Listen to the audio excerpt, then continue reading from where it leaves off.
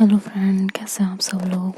अनकही मोहब्बत में आप लोगों का फिर से स्वागत है। पिछले एपिसोड में आप लोगों ने सुना था कि निशी जो होती है वो अपने प्यार का इजहार अनीशा के सामने कर देती है अपने नीज पे बैठ के, और उसके रिप्लाई का वेट कर रही होती है। वहाँ सब लोग देख रहे होते हैं और निशी बार बार कहती है कि please say something Anisha, say something. I want to know what you feel about me, what are you thinking about me, please say something. तो अनीशा एकदम खामोश खड़ी रहती है, बिल्कुल खामोश। वो कुछ नहीं बोल पा रही होती। उसके अंदर जो जज्बात चल रहे होते हैं, दिल में जो तूफान उठ रहा होता है, वो बहुत कुछ कहना चाहता है, बहुत कुछ बताना चाहता है, लेकिन वो कुछ भी नहीं कह पाती है, कुछ भी नहीं। और चुपचाप खड़ी होती है। निशु बार बार जवाब मांगती है कि प्लीज कुछ तो बोल दो, कुछ तो बता दो कि क्या चल रहा है तुम्हारे दिमाग में, क्या कहना चाहती हो, क्या सोच रही हो, मुझे भी तो पता चले कम से कम।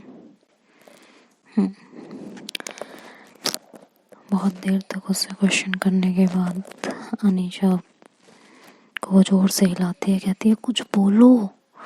तो अनीशा एकदम होश में आती है और उसको नीचे से उठाती है पहले, और कहती है कि प्लीज यार, क्या है ये सब, ठीक है ना, तुम जो भी कह रही हो आई अंडरस्टैंड, करते हैं इस बारे में, बाद में बात करते हैं। तो निशा कहती है व्हाट डू यू मीन कि बाद में बात करते हैं, क्या मतलब है। कहती बोल रहे हैं ना बाद में बात करते हैं, इतनी टेंशन क्यों ले रही हो, सब ठीक हो जाएगा,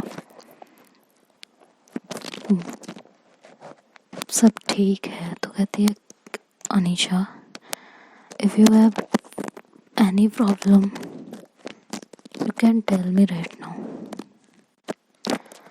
सीरियसली, अगर तुम मुझे अपनी लाइफ में नहीं चाहती हो, मेरे साथ कोई रिश्ता नहीं रखना चाहती हो, या इस तरह का रिश्ता नहीं रखना चाहती हो, एज अ फ्रेंड ही रहना चाहती हो, you can tell me everything clear. इस तरह मत करो। I will never force you for anything,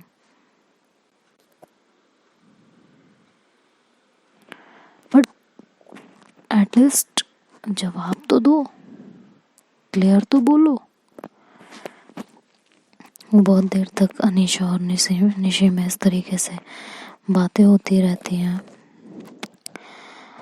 Anisha बार बार उसकी बात कर रही है और निशी बार बार पूछ रही होती है कि प्लीज कुछ तो बोलो, कुछ तो कहो। ऐसे कैसे यार,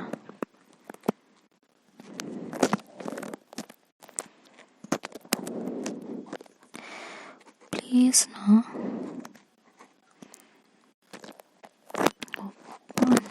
अनीशा बार बार इधर उधर अपना फेस कर रही होती है। निशा उसे जोर से घुमाती है अपनी तरफ, कहती है से समथिंग। बहुत हो चुका तुम्हारा ड्रामा यार, तुम्हें हाँ करनी है ना करनी है वो अभी क्लियरली बोल दो मुझे, समझ में आया तुमको, नहीं तो बात यहीं खत्म करो। तो अनीशा फिर भी कुछ नहीं बोलती। तो निशा कहती है ठीक है फाइन, नहीं है ना तुम्हारे दिल में मेरे लिए कोई फीलिंग्स, मैंने जो अभी कहा वो सब सिर्फ मेरा ही था ना, ठीक है फाइन, आई एम सॉरी, मैं आज के बाद तुम्हें कभी इस तरह की बातें तुमसे नहीं कहूँगी, ना मैं तुम्हें परेशान करूँगी, मैं कुछ भी नहीं कहूँगी, ना कुछ बोलूँगी, तुमसे पूरा डिस्टेंस मेंटेन करूँगी, ठीक है? सॉरी। ये कह के वो वहाँ से आगे बढ़ने लगती है। अनीशा पलटती है और उसे रोकने के लिए अपना हाथ आगे बढ़ाती है। तभी वहाँ पे उनके पेरेंट्स, उनकी मतलब पूरी फैमिली वहाँ आ जाती है अनीशा के सामने बिल्कुल। तो अनीशा अपना हाथ बिल्कुल पीछे कर लेती हैं और एकदम सीधे खड़े हो जाती हैं। तो उसके पापा, अनीशा के जो पापा जी होते हैं, वो पूछते हैं अनीशा से कि क्या हुआ अनीशा, मूड ख़राब लग रहा है, गुस्से में लग रही हो, क्या हो गया, कोई बात, कोई परेशानी?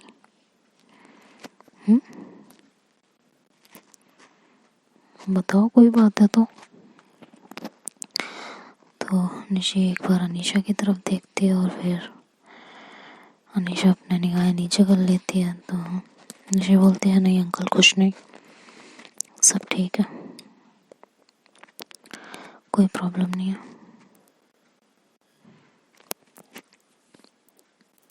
सब कुछ ठीक है। और एक है कि वो उनके पेरेंट्स के साथ हो जाती है। बाकी वो पूरे रास्ते ना अनीशा की तरफ देखती है, ना उनसे बातें करती है, ना उनका हाथ पकड़ती है। जहाँ कहीं अनीशा गलती से टच भी हो जाती थी उनसे तो निशी एक डिस्टेंस मेंटेन कर लेती थी उनसे, थोड़ा दूर हो जाती थी उनसे और अपना डिस्टेंस मेंटेन करके चल रही थी पूरी तरह। तो वो लोग वहाँ पे फिर एंजॉय करते हैं पूरा दिन और फिर वापस से अपने होटल पे आते हैं। होटल पे आने के बाद भी निशी अनीशा में ज़्यादातर कोई बात नहीं होती।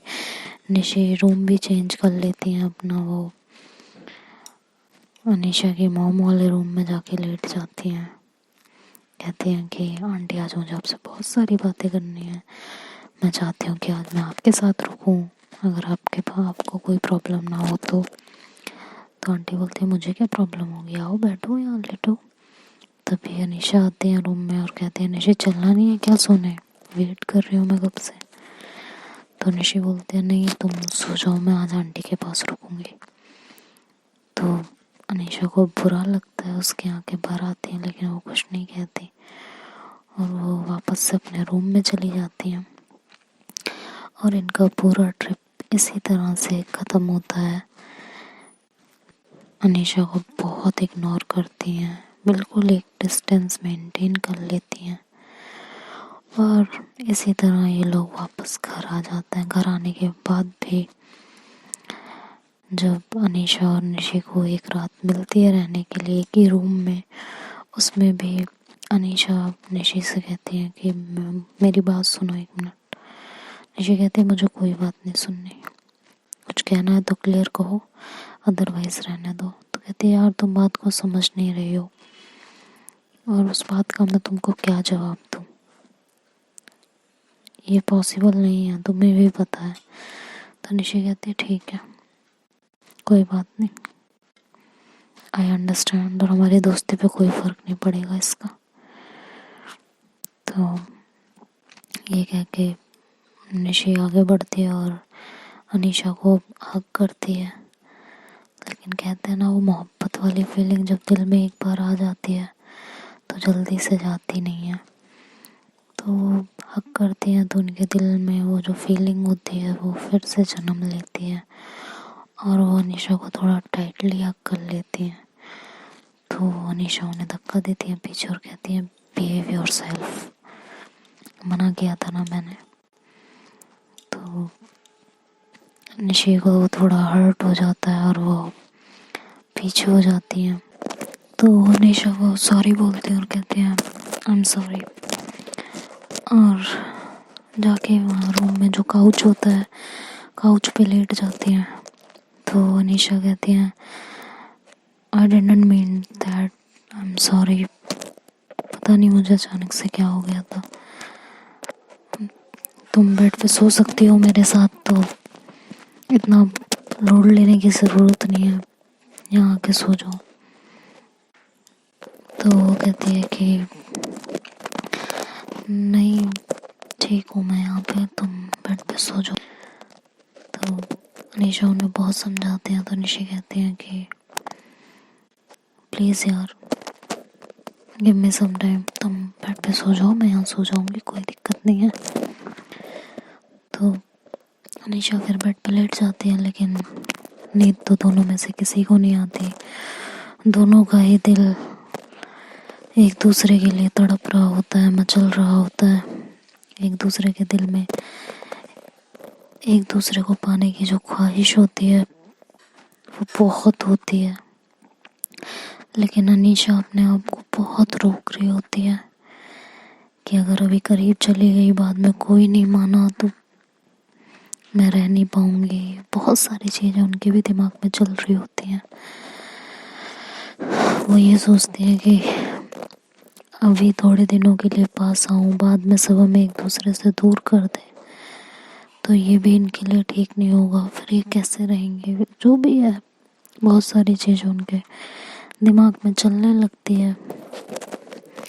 वो लोग वापस से, वो दिन तो रात तो किसी तरह कट जाती है और अगले दिन निशी और अनीशा वापस आ जाते हैं देहरादून। निशी अपने घर चली जाती है और अनीशा पीजी में। इन लोगों की बातें भी कम होने लगती हैं और कॉलेज में भी थोड़ा डिस्टेंस मेंटेन करके रहने लगते हैं। हालांकि किसी को पता नहीं चलता है कि हाँ दोनों के बीच कोई प्रॉब्लम हुई है।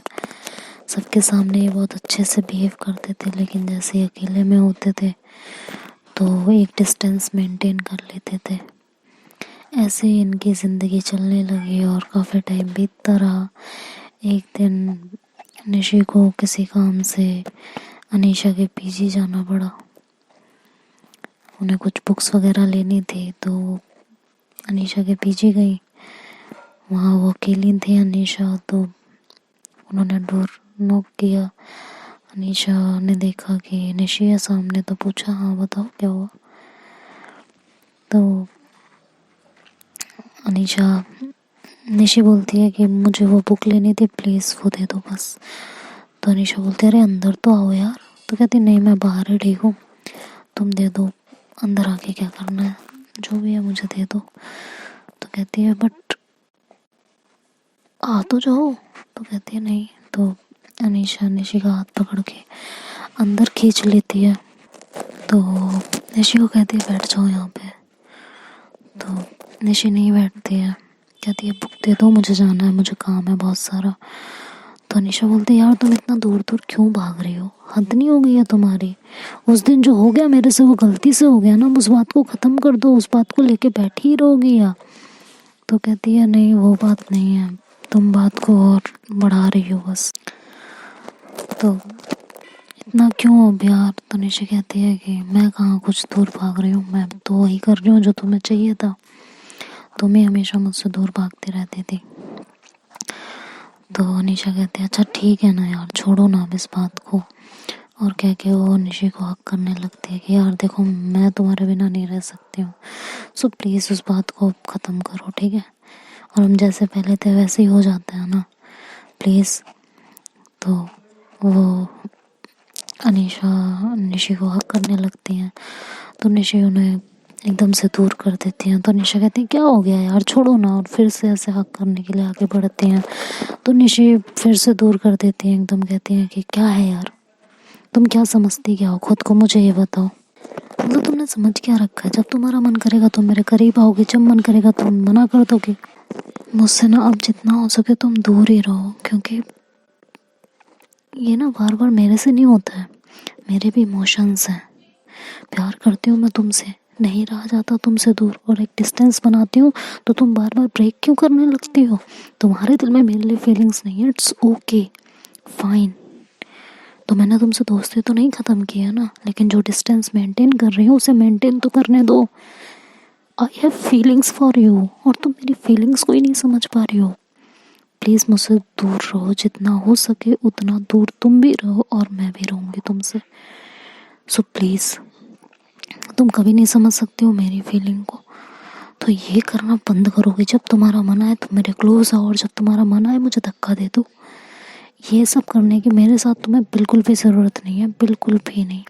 मैं तुम्हारे रास्ते में कभी नहीं आने वाली, ना मैं तुम्हारे ऊपर अपनी फीलिंग्स को फोर्स कर रही हूँ। बट प्लीज़, मुझे भी हर्ट होता है।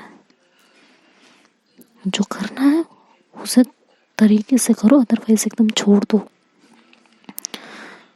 तुम मेरे दोस्त तो हमेशा रहोगी, बट नहीं है मेरी फीलिंग्स पे कंट्रोल। तुम्हें देख के मुझे पता नहीं क्या हो जाता है, आई डोंट नो। तो प्लीज़ यार, ये डिस्टेंस मेंटेन करो खुद भी, और मुझे भी करने दो प्लीज़, आई रिक्वेस्ट यू। मुझसे नहीं होता ये सब, अब तकलीफ़ होती है, दिल में दर्द होता है मेरे, जो तुम्हें कभी नहीं होता है। तो निशी काफ़ी देर तक ऐसे ही बोलती जा रही होती।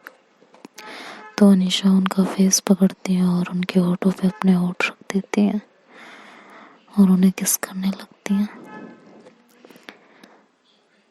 वो किस, पहली किस, और निशी एकदम शॉक्ड होती हैं।